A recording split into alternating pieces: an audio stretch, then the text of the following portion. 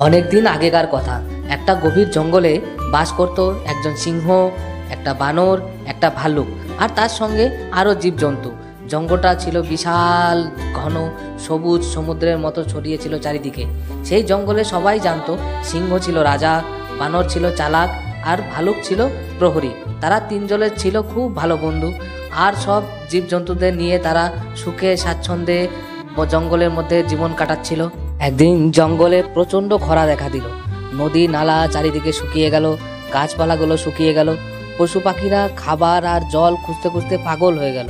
জঙ্গলের অন্য পশুদের মতো সিংহ, বানর আর ভালুকও এক জায়গায় বসে ভাবলো এখন কি করা যায়। তাদের আর খাবারের জল তারা পাচ্ছে না, আস্তে আস্তে তারা দুর্বল হয়ে পড়ছে। বানর বলল, আমাদের কোনো না কোনো ভাবে জল খুঁজে বের করতেই হবে, না হলে আমরা জল না খেয়ে মরে যাব মহারাজ। না না বানর, তুমি কেন? আমি জঙ্গলের রাজা, সবার দায়িত্ব আমার, তাই আমাকেই খুঁজে বের করতে হবে কোথায় জল আছে। বুঝেছো বানর? আমি খুঁজে বের করব, দাঁড়াও। ঠিক আছে, আমি তাহলে তোমরা জল খুঁজবে আর আমি তোমাদের পাহারা দেব, যাতে তোমাদের কেউ অনিষ্ট না করতে পারে, ঠিক আছে? তারা তিনজনে মিলে এক অজানা অভিযানে বেরিয়ে পড়ল। তারা জঙ্গলের এক প্রান্ত থেকে আর এক প্রান্ত ঘুরে বেড়ালো, কোথাও এক ফোঁটা জলের হদিশ পেল না। খোঁজাখুঁজির পর তারা জঙ্গলের সবচেয়ে পুরনো একটা গাছের নিচে এসে বসলো। হঠাৎ বানর খেয়াল করলো গাছের নিচে মাটিতে এক টুকরো জায়গায় খুব নরম। সে বলল, দেখো এখানে মাটি অনেক নরম, কেন এমন হলো? আমার মনে হয় এখানে মাটির নিচে জল আছে।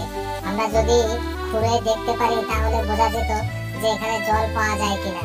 ঠিকই বলেছ, এখানে জল হলে হতেও পারে। জায়গাটা থেকে মনে হচ্ছে যেন এখানে কোথাও জল আছে নিচে।